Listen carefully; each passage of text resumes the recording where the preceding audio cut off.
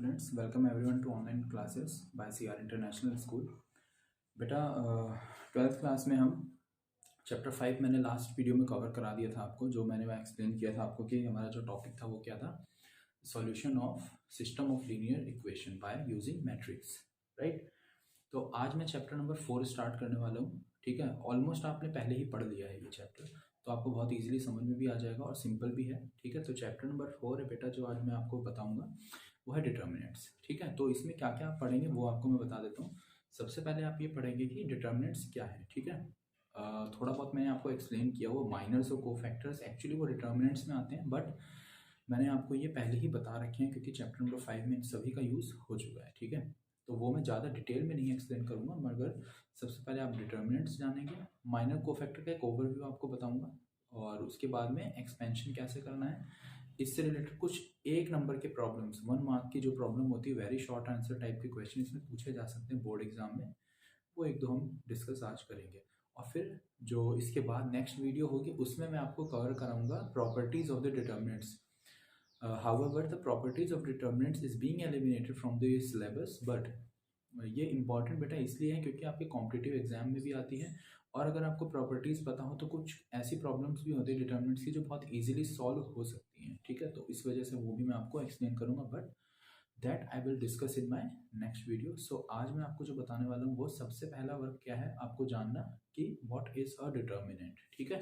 तो let's start, हम start करते हैं कि डिटर्मिनेंट क्या है, ठीक है।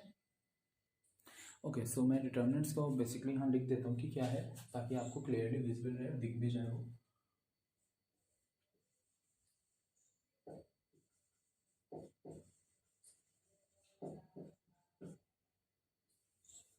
Determinant, okay. So to any square matrix A,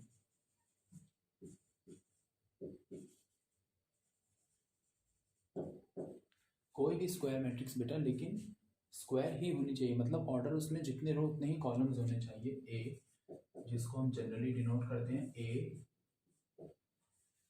I जे से, ठीक है बेटा। And A I J belongs to R, मतलब ये रियल नंबर ही होंगे, कोई भी जो भी ए वन वन, जो मतलब बेसिकली आपको पता है ये रिप्रेजेंट करता है एलिमेंट ऑफ मैट्रिक्स को, और ये हमेशा एक रियल नंबर ही होता है, आपको मैंने पहले भी एक्सप्लेन किया है, मगर ये इस केस में रियल ही होना चाहिए, ठीक है। तो to any square matrix A, और मैट्रिक्स कैसी होनी चाहिए बेटा, स्क्वायर मैट्रिक्स ही होना चाहिए ऑफ ऑर्डर एन, ठीक है।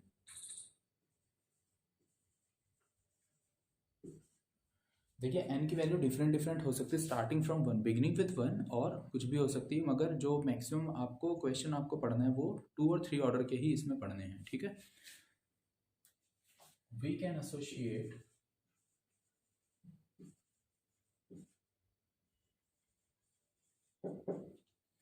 किसी भी स्क्वायर मैट्रिक्स ए के लिए हम we can associate any real number, ठीक है, associate a unique real number, ठीक है बेटा। क्या लिखा है मैंने, देखिए मैं दोबारा रीड कर रहा हूँ, to any square matrix A I J belongs to R, मतलब कोई भी real number of order n, ठीक है, we can associate a unique real number denotes determinant of A, ठीक है, डिनोट्स डिटर्मिनेंट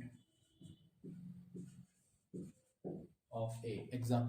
अब देखिए इसको हम फंक्शन भी बोल सकते हैं, कि मतलब हम ऐसा मान लें कि अगर हम एफ को एक फंक्शन मान लें जो एम से आर को रिप्रेजेंट कर रहा है, मतलब एम है सेट ऑफ ऑल मैट्रिसेस, और आर होगा बेटा कोई भी रियल नंबर, क्योंकि मैट्रिक्स का जो डिटर्मिनेंट फाइंड आउट किया जाता है वो मैंने आपको पहले भी एक्सप्लेन किया हुआ है कि ये हमेशा ही एक रियल नंबर ही आएगा, ठीक है। तो अगर मैं बात करूँ इसको for 1 order matrix for N बराबर 1, तो ए जो है बेटा वो इस तरह का होगा, कोई भी एक एलिमेंट 2, तो इसका जो डिटर्मिनेंट आएगा बेटा वो ऐसे लिखा जाएगा, डिटर्मिनेंट 2 मतलब ओनली 2 रिप्रेजेंटेड बाय, आपको बताया हुआ है मैंने, डी ई टी ए, या तो आप इसको ऐसे लिखें या फिर आप इसको ऐसे लिख सकते हैं, करेक्ट। तो ये डिटर्मिनेंट ए जो है ये हो गया है, यहाँ पे लिखना पड़ेगा हमें, ठीक है। डिटर्मिनेंट ए की वैल्यू हो गई 2। फॉर n बराबर 2, ए हमने बेटा मान लिया कोई कंसिडर कर लिया 1 2 3 और 4। अब डिटर्मिनेंट ए कैसे आएगा, तो इसका हम डिटर्मिनेंट फाइंड आउट कर देंगे, कितना हो जाएगा 1 2 3 एंड 4 क्रॉस मल्टीप्लाई, ठीक है। तो 1 into 4 minus 2 into 3 that is 4 minus 6 मतलब -2 आ जाएगा। देखिए अब ये मत सोचिएगा कि डिटर्मिनेंट का मतलब मॉड्यूलस होता है, ये एब्सोल्यूट वैल्यू को नहीं बता रहा है बेटा, ये किसको बता रहा है, जस्ट क्रॉस मल्टीप्लाई करने के बाद जो भी रिजल्ट आएगा इट कुड बी नेगेटिव और it could be positive. So with sign आपको लिखना है, ये मत करिएगा आप कि इसमें आप डिटर्मिनेंट मतलब मॉड्यूलस लगा दें मतलब एब्सोल्यूट वैल्यू फाइंड कर दें, ठीक है। ये एब्सोल्यूट वैल्यू को रिप्रेजेंट नहीं कर रहा है, करेक्ट, क्योंकि अगर एब्सोल्यूट वैल्यू होती तो फिर वो साइन पे डिपेंड ही नहीं करती, मतलब ओनली मैग्नीट्यूड हम इसका लिख देते, करेक्ट, ठीक। तो ये हो गया डिटर्मिनेंट। 3/3 ऑर्डर भी हमने डिस्कस किया हुआ है, ठीक। एक बार मैं यहाँ पे मेंशन कर देता हूँ, अगर मान लीजिए n की वैल्यू 3 हो जाए और a मैंने लिख दिया है इधर 1 2 3 4 5 6 7 8 9। अब बेटा 3 ऑर्डर की मैट्रिक्स है, ठीक। मुझे डिटर्मिनेंट a फाइंड करना है, अगर तो इसको पहले मैंने डिटर्मिनेंट के फॉर्म में लिख दिया, राइट। और ध्यान दीजिएगा मैट्रिक्स में हमेशा ब्रैकेट्स होते हैं, डिटर्मिनेंट में ब्रैकेट नहीं, मॉड्यूलस वाले लाइंस होती हैं जो मॉड हम जिससे रिप्रेजेंट करते हैं, दोनों में बहुत डिफरेंस है। अब हम इसे सॉल्व करेंगे। माइनर कोफैक्टर ऑलरेडी मैंने बताया हुआ है, माइनर कैसे फाइंड करते हैं। अगर हमें माइनर फाइंड करना है M11 मतलब हम फर्स्ट रो और फर्स्ट कॉलम को बेटा हाइड कर देंगे, इन दोनों एलिमेंट्स को ऐसे, ठीक है। अब आपको यहाँ पे दिख रहा है क्या बच गए, ये एलिमेंट और ये एलिमेंट, इनका हम क्रॉस मल्टीप्लाई करवा देंगे, तो कितना आएगा, ठीक। 5 इंटू 9, चाहो तो आप इसे ऐसे भी लिख सकते हो 1 के साथ जो रो है जो कॉलम बेटा हाइड कीजिए, तो 5 6 8 9 बचेंगे। ये मैं पहले भी एक्सप्लेन कर चुका हूँ आपको, क्लास जब हो रही थी हमारी तब मैंने आपको बताया हुआ है, बट मैं एक बार फिर से बता दे रहा हूँ इसे। तो ये इस तरह से लिख दिया मैंने, देन बेटा -2, सेकेंड एलिमेंट में हमेशा माइनस आएगा, याद रखिएगा इसको आप, ठीक है। अब क्या आ जाएगा बच्चों यहाँ पे 2 सेकेंड रो, देखिए 2 कहाँ पे आ रहा है, तो इसके सामने जो रो है कॉलम उसको हाइड कीजिए, तो 4 6 7 9 आ जाएगा इधर, राइट। इस तरह से आ जाएगा नेक्स्ट एलिमेंट, और अगला एलिमेंट क्या है +3। अब रो और कॉलम में के एलिमेंट हाइड करने के बाद जो एलिमेंट्स बचेंगे 4 5 7 8,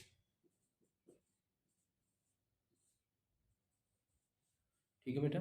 अब कितना आ जाएगा यहाँ 1, इनको क्रॉस मल्टीप्लाई करेंगे तो 45 माइनस 48, ठीक है।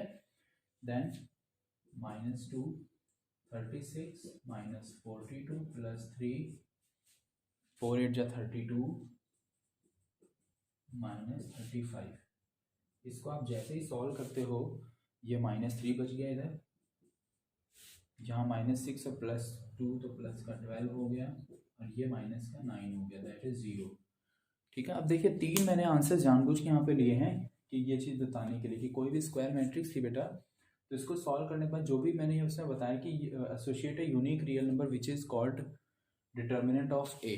तो यहाँ पे आप देखो हर बार 2 -2 0 मतलब एक आंसर जो आ रहा है वो रियल नंबर ही आ रहा है, करेक्ट। तो ये है कि क्या डिटर्मिनेंट ऑफ ए, किसी भी मैट्रिक्स का अगर डिटर्मिनेंट फाइंड करना हो हमें तो हम इस तरह से डिटर्मिनेंट को फाइंड आउट करते हैं। ये कुछ एग्जांपल्स यहाँ पे मेंशन किए हुए हैं, ठीक है।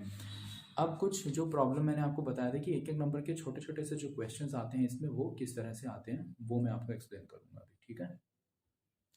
ओके बेटा, मैंने एक क्वेश्चन लिखा हुआ है यहाँ पे बोर्ड पे, ध्यान से देखिए आप। इफ़ एक डिटर्मिनेंट मेंशन की हुई है यहाँ पे x -2 -3 3x 2x = 3, then find integral value of x। हमें x की इंटीग्रल वैल्यू फाइंड आउट करनी है। तो जब हम सॉल्यूशन करेंगे बेटा, अब क्योंकि ये डिटर्मिनेंट लिखा हुआ है तो इसको आप एक्सपेंड करेंगे, तो एक्सपेंड जैसे ही इसे करेंगे हम तो कैसे एक्सपेंड होगा x -2 × 2x, ठीक है। इन दोनों को क्रॉस मल्टीप्लाई, फिर माइनस इन दोनों का cross multiply 3x × -3 which is equals to 3, correct.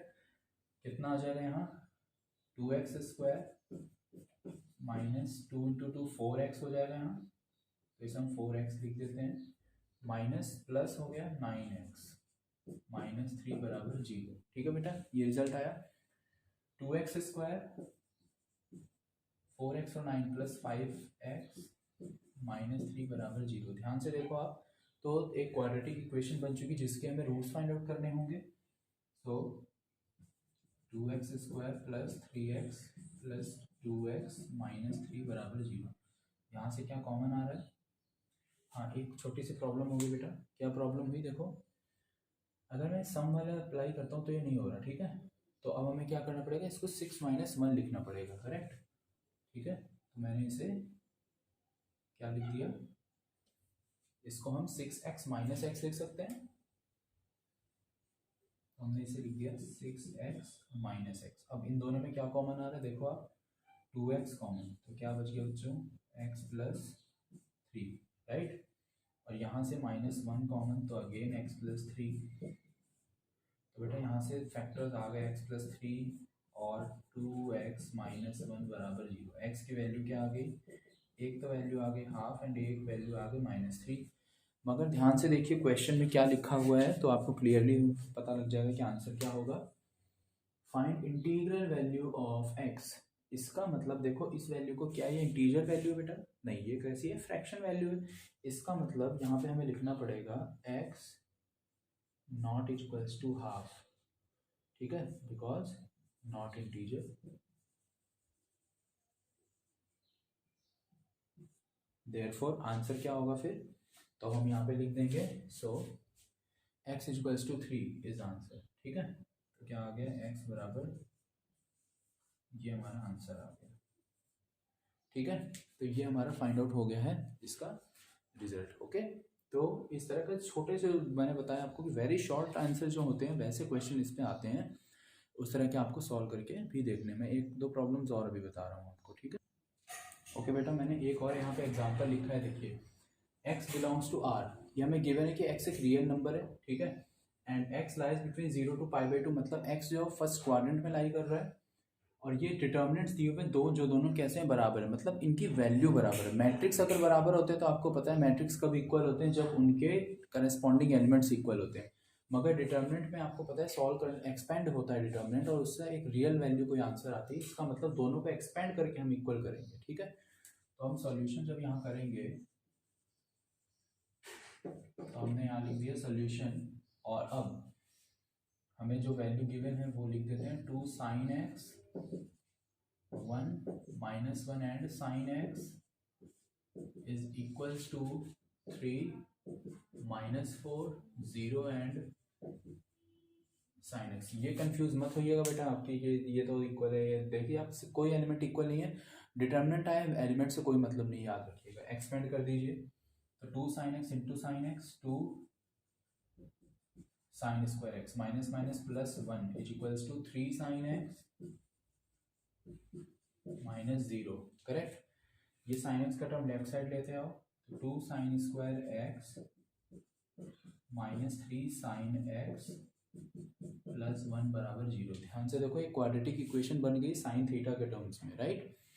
इसको अब हमें फैक्टराइज करना होगा, तो हम जब इसे फैक्टराइज करेंगे, ठीक है बेटा, तो अब इसके फैक्टराइज करने हैं, तो हमने 2 sin स्क्वायर x लिख दिया, माइनस इस टर्म को हमने sin x minus 2 sin x ऐसे लिख सकते हैं, प्लस 1 बराबर 0। इससे कंफ्यूज मत होना कि पहले 2 sin x क्यों नहीं लिखा, वो कहीं भी लिख सकते हो। दोनों में क्या कॉमन आ रहा है, sin x कॉमन आ रहा है, तो क्या बचा 2 sin x माइनस 1, यहाँ माइनस 1 कॉमन आ रहा है, तो क्या बचा बेटा 2 sin x माइनस 1। ठीक है, फैक्टर्स कर देते हैं अब हम इसके, 2 sin x माइनस 1 और sin x minus 1 is equal to 0, ये आ गए हैं। ठीक है, अब बचा हुआ रिमेनिंग पोर्शन में इधर सॉल्व कर देता हूँ। तो अब हमें क्या लिखना होगा, एक बार 2 sin x minus 1 is equals to 0 और sin x minus 1 is equals to 0। ठीक है बेटा, दो फैक्टर्स हो गए हैं।